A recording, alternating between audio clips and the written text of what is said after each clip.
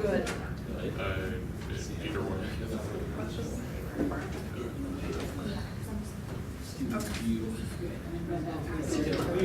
Doing all right? I like you guys want to. Oh, yeah. You got some good colors going on. When, what do I get the morning? What I. And that's the first draft, so she Yep. shot it out to the community to find out what there were any edits. If you guys have any, let me know. You know, we got a crowd. Is there in here yet? It's only two. Two, where are they at? That's Nebraska City. Nebraska City, cool. Nice. Yeah, that's more in person. Oh, here we go.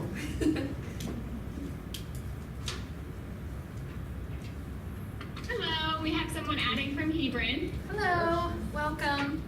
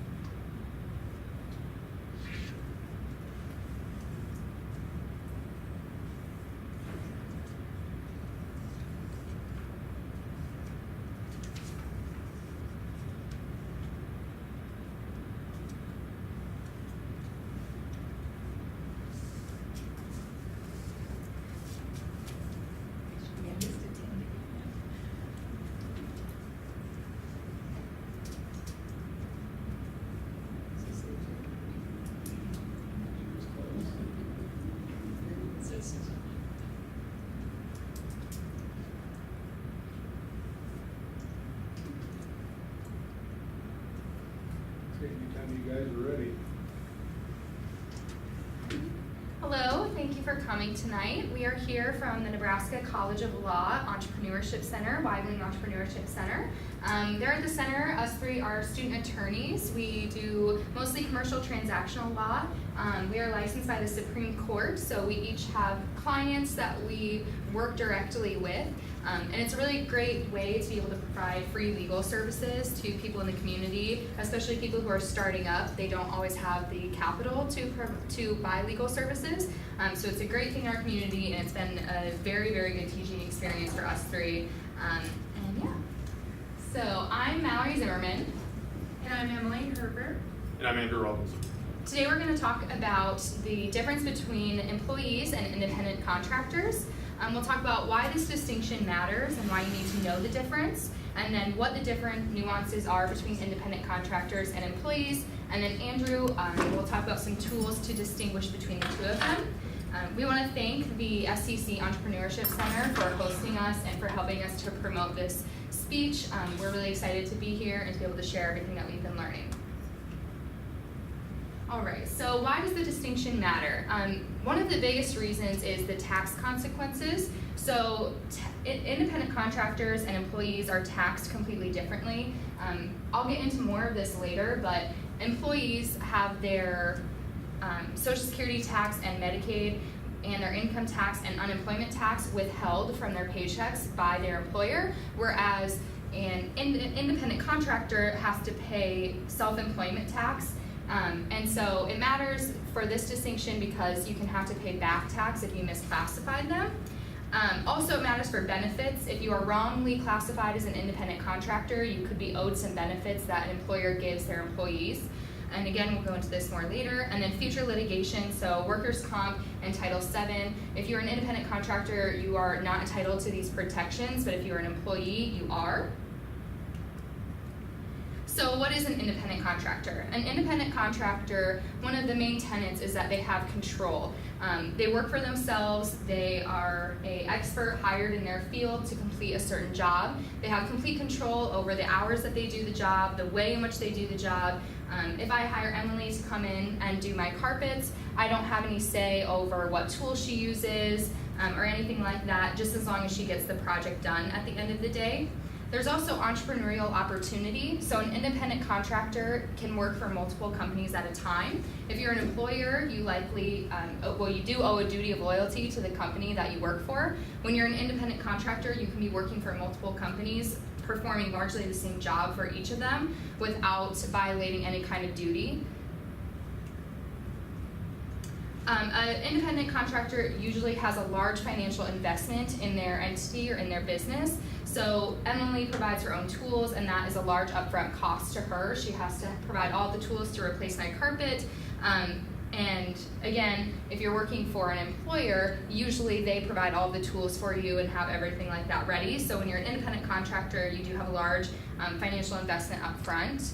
And again, an independent contractor is largely is responsible for dealing with their own taxes and paying self-employment tax. This is a big deal, and I'll get more into this in a minute.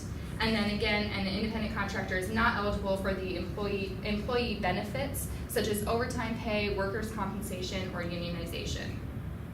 Some examples of independent contractors include artists. So if you hire somebody to paint a mural in your home or in your company, they don't necessarily work for your company. They are being hired on a project basis to come in, complete the work, again, on their own terms, with their own tools, etc. Similarly to a construction worker, like I gave the example of Emily coming in and finishing my carpets. She has her own financial investment and all of that. But the distinction is not always so black and white, and that is why the tests that Andrew will talk about are so important. A good example of this in our current time is Uber drivers. So on one hand, they may look like independent contractor or employees because their rates are set by the company, and they have to follow the exact path, the driving path that the company sets out for them. But on the other hand, they have a large financial investment. They have to provide their own vehicle, they have to provide their own insurance, and they also get to choose the hours in which they work. So it's companies like this that the distinction is really important, and how they're treated and how they're paid in other ways is very important, because some would say that they deserve the benefits that an employee gets, but Uber would like to classify them as independent contractors. There are pros and cons to being an independent contractor. One is the independence. If you don't want to work for an individual, you don't have to continue to work for or you don't have to sign on with another contract with them. And you have, again, a lot of flexibility and control over your own day. The other is the no tax withholding. So if you're just starting out and you've already made this large financial investment in your company, it's nice to have these tax-free paychecks in the beginning and then have enough time to save up before tax season.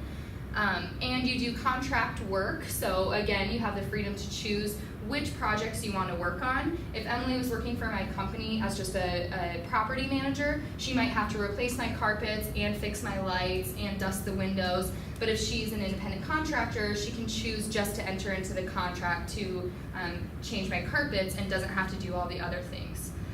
Also, deducting business expenses. I'll get more into this with the tax component, but independent contractors get to deduct all of their business expenses. And so, again, even though it's a large financial investment up front, they get to deduct all these expenses from their taxes as a business expense. The cons is that there's no guarantee of income. There's no payday every Thursday. Usually, if there's a downturn in the market, there's no guarantee for them that they're going to get work. And because they're not having their taxes withheld from their employer, they're not eligible for unemployment benefits. So again, if there's a downturn in the market and you're working for an employer, you can be fired definitely, but they don't usually just do that, during the summer they won't just fire you because they don't have any winter work for you. They'll find something for you to do, whereas if you're a specialized independent contractor, it can be hard to find consistent work all the time.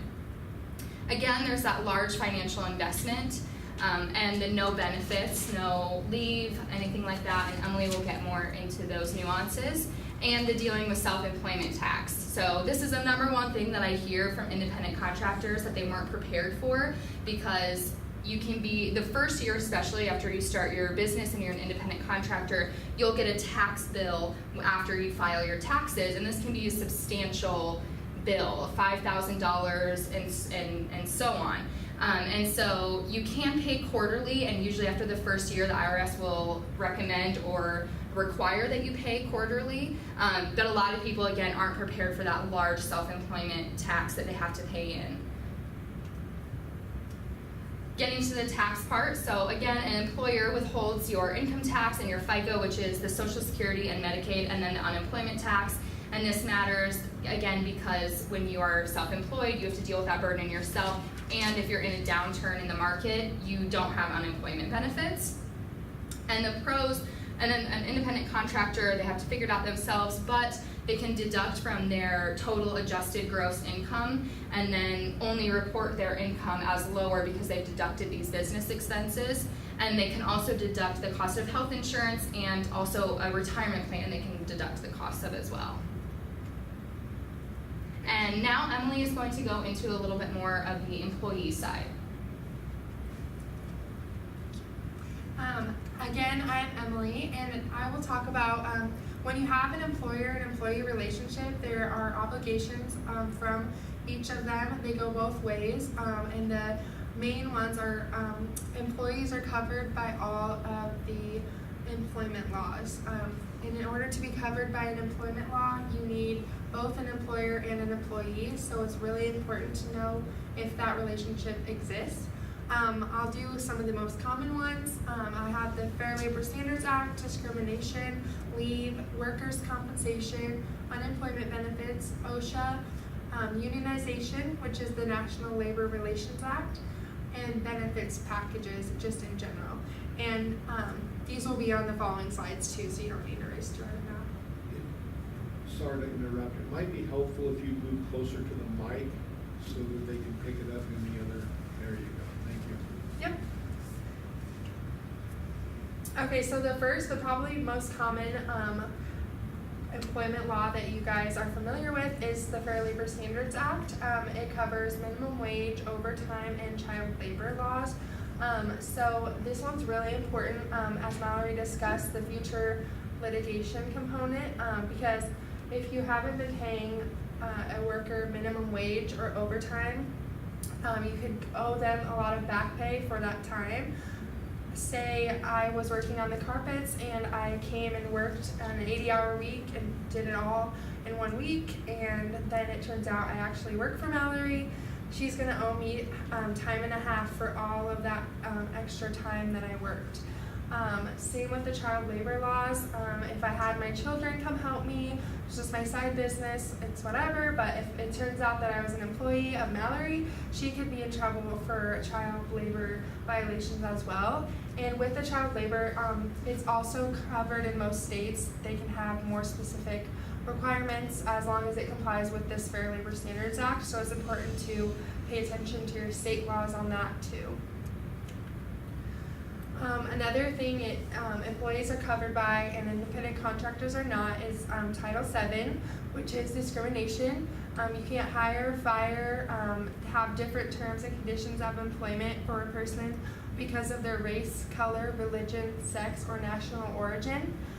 This is important to keep in mind for employers, and even if you think that you might have an employee, because once you terminate that relationship, even if it wasn't for that purpose in your mind, and there's some sort of evidence that leads up to them thinking that they've been fired for that reason, such as an example is if all the people in the company are ages 20 to 40 and one is 70 and they're the only one that got fired, but their work is the same as everyone else, that could lead and you have evidence written down of that, then you could be in trouble there if they are an employee.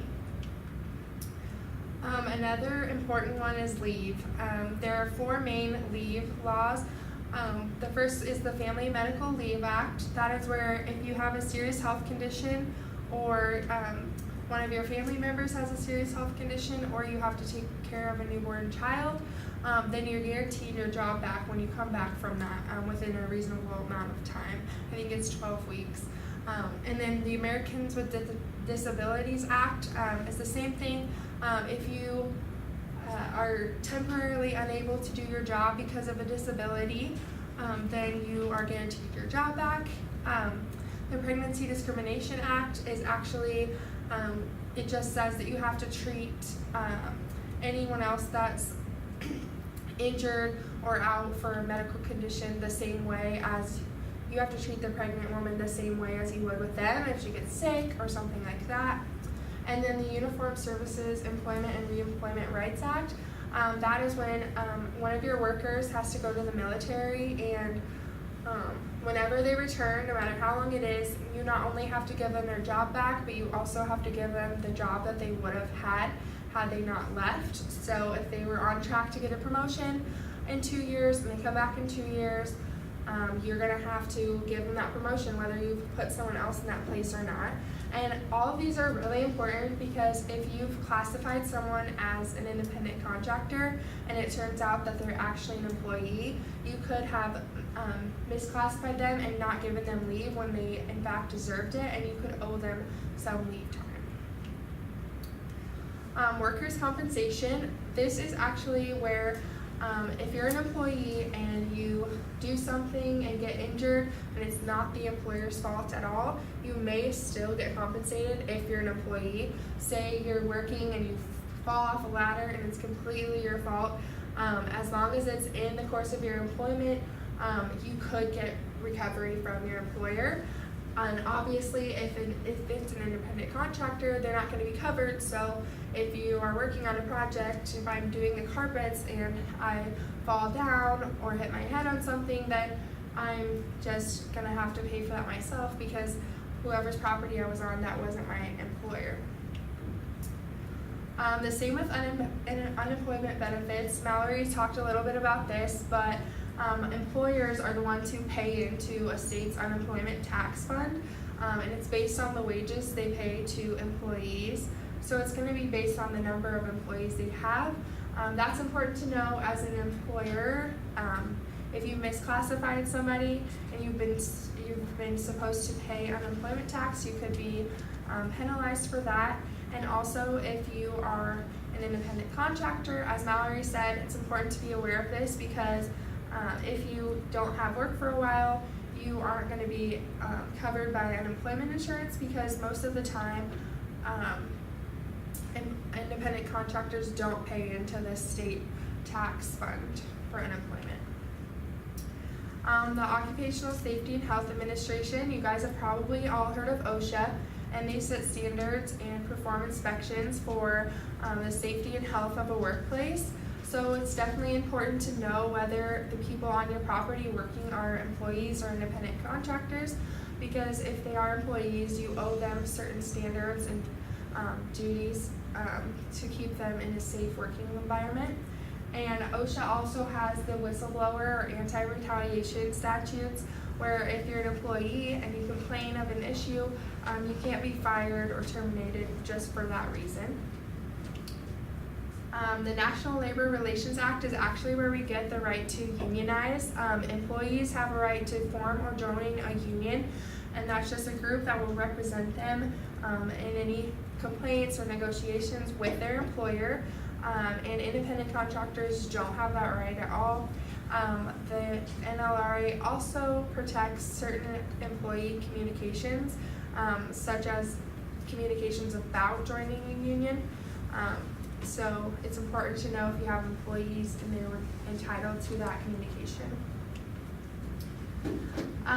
Lastly, just common benefits packages. Health insurance is actually required if you have more than 50 employees. And when I say required, it's not technically required, but you will have to pay a tax penalty if you don't provide affordable health insurance, and that's under the Affordable Care Act.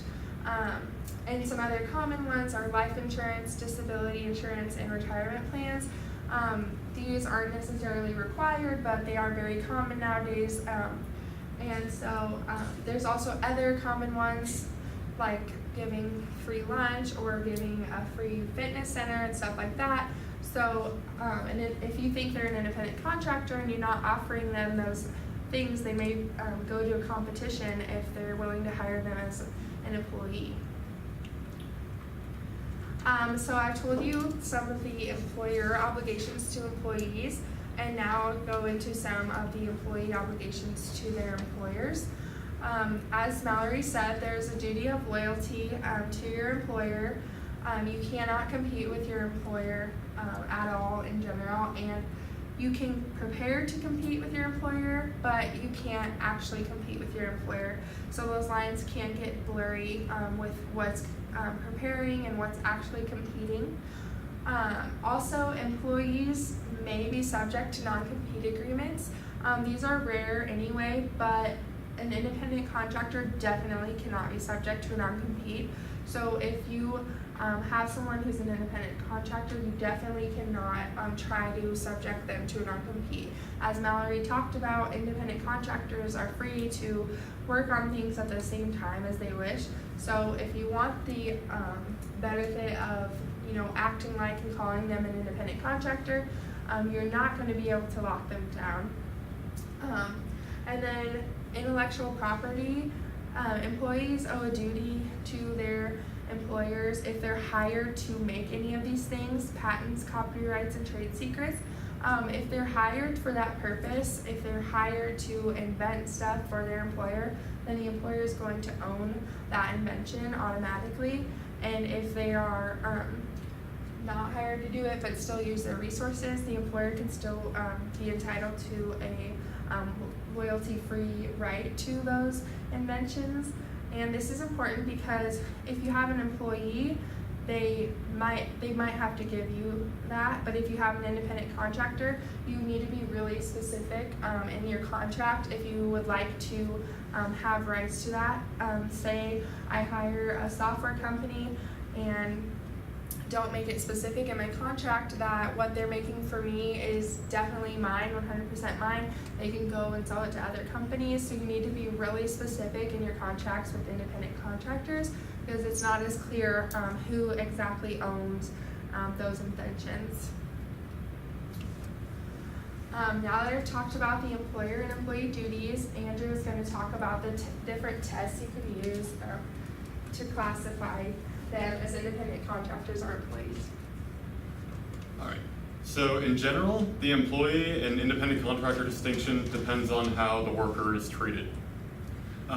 Even if your contract explicitly claims that a worker is an independent contractor, no matter how many times it claims that they are an independent contractor, it won't matter if you aren't actually treating the worker like an independent. Even if a contract explicitly claims that a worker is an independent contractor, it won't matter if you're treating them as an employee. So first of all, we have the common law factors. These are factors that are generally applicable across multiple different legal realms when it comes to the employee and independent contractor distinction. And these are the categories of behavioral control, financial control, and the relationship of the parties. These categories will go into more detail as I get into the Fair Labor Standards Act and the IRS factors, but essentially these three categories are the things that should be, if you only take one thing away from this section, it should be these three categories. So first of all, the Fair Labor Standards Act factors. These would be important in situations where there is an issue under the Fair Labor Standards Act regarding like minimum wage, overtime, anything along those lines.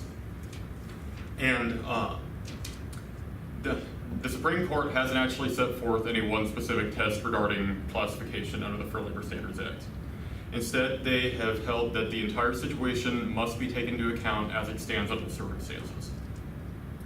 However, they have still generally considered some factors to be significant, or as I say, insignificant here, but really less significant than the others. They still may have some importance.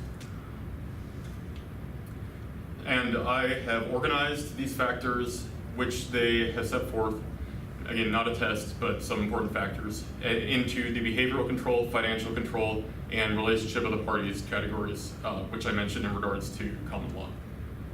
First of all, how much control does the principal have over the worker's actions?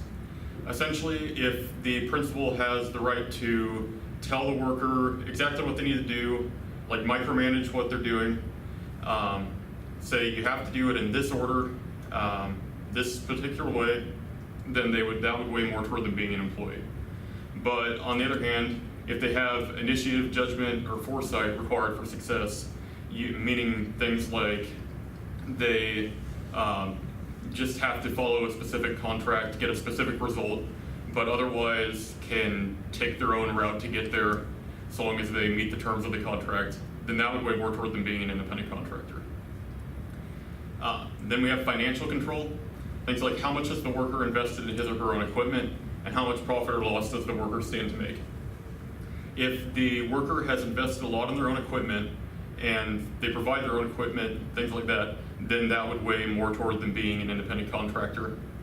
If the employer is instead providing tools themselves, or they're providing just the general materials and things like that you need to do the work, then that would weigh more toward them being an employee. And if a worker makes a wage or salary, then that would weigh more toward them being an employee.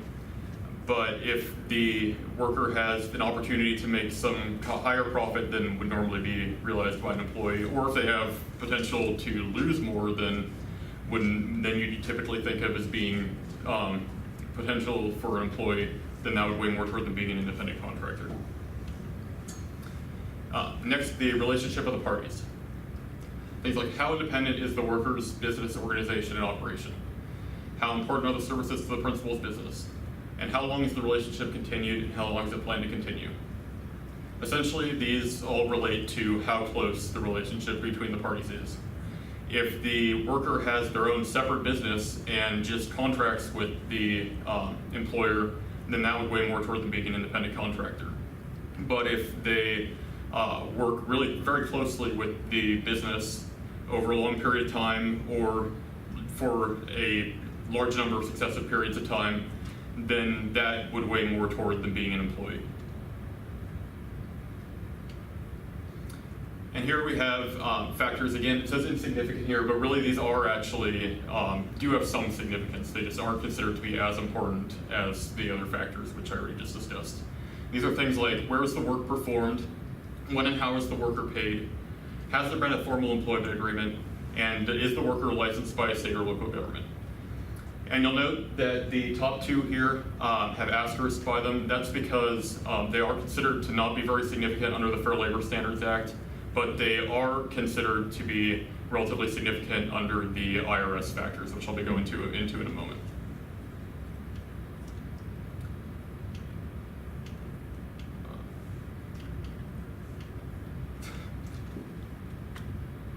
The IRS factors, these would be factors that would be important in the area of withholding taxes and things like that, because you do need to generally withhold taxes for an employee, but that's not generally considered to be a requirement for an independent contractor.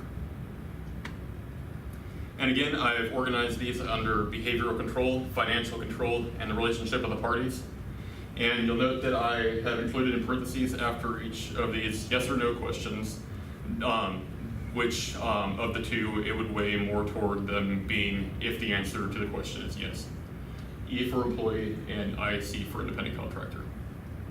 So under behavioral control, we have things like, is the worker required to follow specific instructions? Is the worker required to perform services in a particular order? Does the worker have set hours during which work is required to be done? And are the worker's services required to be performed personally? Most of these I already talked about a bit or are kind of self-explanatory. The one about the work being performed personally would be as opposed to them having the option of hiring subcontractors or other people who would actually be doing the work under them in service of the contract which the worker actually has with the principal. And if they do have subcontractors, anything like that, then that would weigh more toward them being an independent contractor as opposed to an employee, which they would be if the answer to that was just yes. Other things like, is the worker required to attend training sessions? Is the worker required to submit regular reports? Is the work performed on the principal's premises? And is the work done by the worker on a full-time basis? The work being done by the worker on a full-time basis would be as opposed to them having the option to work for multiple parties at the same time or kind of going back and forth between them because they do just have separate contracts where they need to get separate things done and can fulfill them how they need to so long as they meet the requirements. If they could do that, then they would be an independent I would weigh toward them being an independent contractor. But if it is done on a full-time basis, then that would weigh toward them being an employee. And again, note that is the work performed on the principal's premises? That factor wasn't considered to be particularly important under the Fair Labor Standards Act, but it is considered to be important by the IRS. Now we have the financial control factors. Does the principal pay the worker's expenses? Does the principal provide significant tools and materials to the worker? And does the principal pay the worker by the hour, week, or month, or on commission? These first two, if the answer is yes, then that weighs more toward them being an employee. Kind of already discussed those a bit. The last one there, since that one isn't a yes or no question, the answer is that if the principal pays the worker by the hour, week, or month, then that would weigh more toward them being an employee. If they are paid on commission, then that can often weigh more toward them being an independent contractor, but it can still kind of depend on the circumstances. Can the worker realize a profit or loss as a result of the services beyond that ordinarily realized by employees? Does the worker have any investment in the facilities which are used? Again, we kind of discussed these kind of things already. If the answer to either of these is yes, then that weighs more toward them being an independent contractor. And finally, the relationship of the parties. Are the worker's services an integral part of the principal's business? Do the worker and the principal have a continuing relationship? Can the principal fire or lay off the worker? And can the worker terminate the relationship at any time without incurring liability? Again, we've mostly discussed these already, or they would be self-explanatory. If the answer to any of them is yes, then they would be an employee. And does the worker hire and supervise others under a contract where the worker provides material and labor and is only responsible for the result? Can the worker work for multiple principals at the same time? And are the worker's services available to the general public on a regular basis? The first question there is essentially sort of the inverse of the one about the work being performed personally. If the worker hires and supervises others, then they're more likely to be an independent contractor. If they perform the work personally, they're more likely to be an employee. And finally, there is one more thing to note before we close in regards to the Internal Revenue Service factors. There is a form available on the IRS website called Form SS8, which either a worker or a principal can submit in order to request a status determination for the purpose of resolving federal tax matters. And there is no fee for submitting that form, but it should be noted that you need to have an actual reason for needing to have the determination figured out, not just a hypothetical one. And it can potentially take several months for them to get back to you on that. So take that into account. So hopefully this presentation has helped to clarify some things for you in regards to why the distinction is important, and in regards to how you can go about figuring out the distinction. Remember that none of the factors for either the Fair Labor Standards Act or the IRS are necessarily determinative. You have to take everything into account as it is under the full circumstances. And if you have any questions, we'll be available here for a while. And if you think of any later on, or if you'd like a copy of these slides, or if you'd even like to apply to become a client of the Wayland Entrepreneurship Clinic, then feel free to email us at eclinic@unl.edu. And we'd just like to say thank you again to the SEC Entrepreneurship Center for promoting this event and helping us to put it on for you guys. So, yes, I have a couple questions. Great presentation. The last thing you touched on, the SS8. So if I have a question about whether one of my employees, whether I'm categorizing them correctly, so I can file the SS8 and have the IRS tell me, is that correct? Yes, they would give you an official determination that way, but you will have to still wait for them to get back to you on that. Like you won't be able to get it right away. And it does have to be in relation to tax matters specifically. Okay. What if I've been doing it wrong all along? And is this going to tip them off that I've been doing it wrong all along? See what I'm saying? I mean, I guess we would have to get back to you on that possibly if you want to send us an email. Okay, very good. The other question I had, you mentioned when someone's an employee that they're subject of certain acts like the Family Leave Act. Are those applicable only to employers of certain sizes? So if I have 3 employees, do I have to comply with all those acts? Chase, go over to the mic about Chase. It should pick them up okay. Oh, is that- It should. Okay, all the different acts do have different requirements for the type of employer, the size of the company, how many employees they have. So no, it's not necessarily every employer is gonna be covered by all of those. And they're very specific for each act, so, yeah. So it is possible for a very small business of under 5 employees, for example, that they might not have to worry about some of that. Yes, very possible. All right. And as an employer, you would just want to check into every act and find their minimum number. It can be 9, 15, 250, or anything in between. So yeah, it just depends. And then once you're eligible for one act, it doesn't mean you're required to comply with every act. And it's also important to remember that just because you are considered an independent contractor under one act, that doesn't necessarily mean that a different law would find the same way. So you need to be careful about that as well. Yeah. So I know that certain factors are pretty significant as to whether somebody's considered independent or an employee. But if they met just one of those factors and didn't meet the others, would they? So as Andrew was just saying, no one factor is dispositive. They take kind of the whole situation into consideration.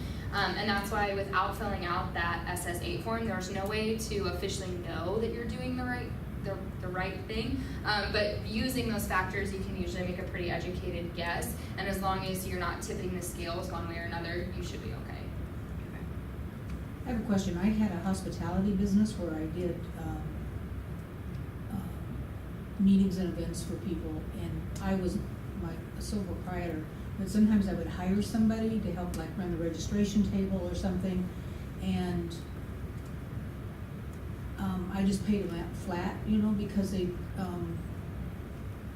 might work for me 10 hours a month at the most, so and there was no hiring and firing and all that.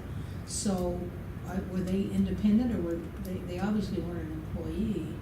So or is there some other classification that comes under, because there were no tools involved, everything, the hotel or the event center would have all of that. I didn't even bring in tools. Right, so as an independent contractor, as Andrew was saying, that would be kind of like a subcontractor. Okay, okay. So you were probably an independent contractor of whoever was hiring you as your hospitality services, and then you had an independent contractor with this subcontractor that you were working with.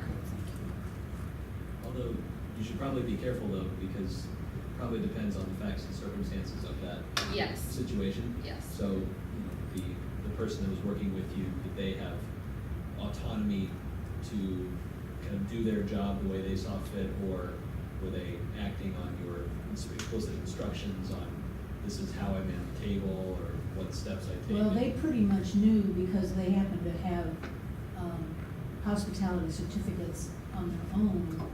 So, and that's why I hired them, because I knew that they knew what to do. Now, I would tell them, you're gonna set the registration table, and you're gonna do this other thing over here, but I sort of left it up to them if they ran into problems to come find me.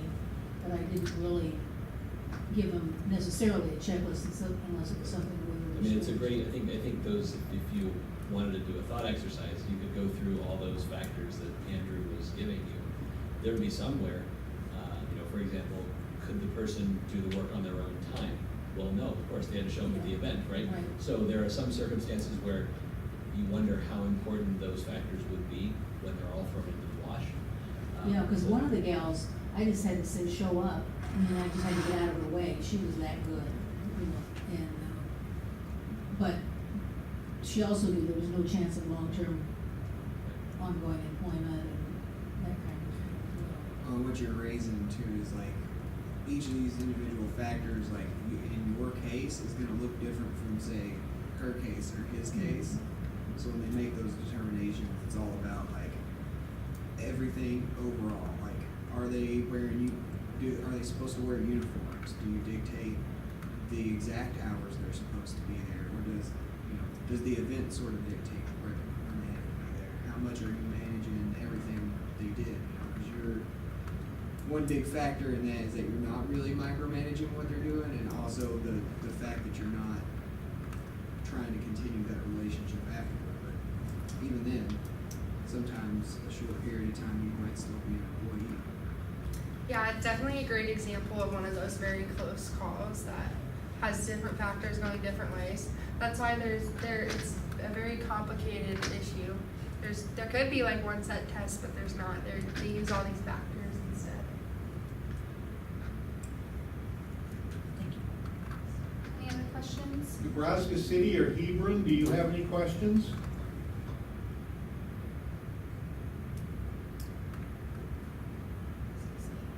Looks like he's trying. Nebraska City, we can't hear you right now. No questions, but I do just want to make a comment that it was a nice presentation. We enjoyed the topic, and good job. Thank you. And did you have a question? Yeah, so you mentioned specifically that an independent contractor, you can't dictate specific instructions on their work, but what about specific asset production, such as an artist or a musician? Would you be able to specify that something about that asset needs to be adjusted or posted deadline? Yeah, and that would probably be written into the contract that you enter into with the independent contractor. And again, I want to stress that it's not that you can't tell them what they can and can't do, it's that it's one factor that weighs more in favor one way or the other way. So if you write in your contract, it has to be on this wall, it has to be these colors, that's not, that's just one factor of many in your contractual relationship with the independent contractor. If I'm a small business owner and I have any concerns about how I'm classifying somebody, is it best to file that SS8 form or ask my own attorney?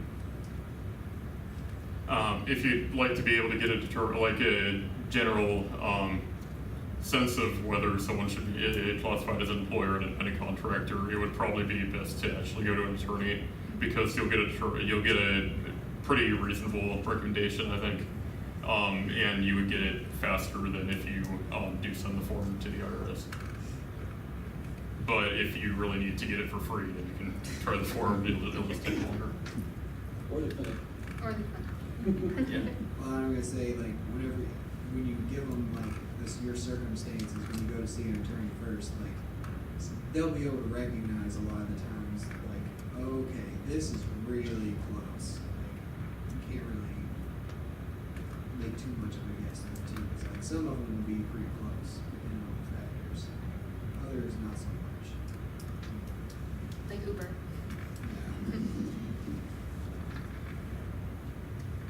Any other questions? Well, thank you again for being here and for listening to our presentation. I hope it was helpful. And again, please feel free to email the eclinic@unl.edu with any further questions, or if you would like our slides. And also, this video will be up on the SCC Entrepreneurship YouTube page. So if you didn't write your notes down fast enough, feel free to go to YouTube and type it in, and we'll be there. Thank you.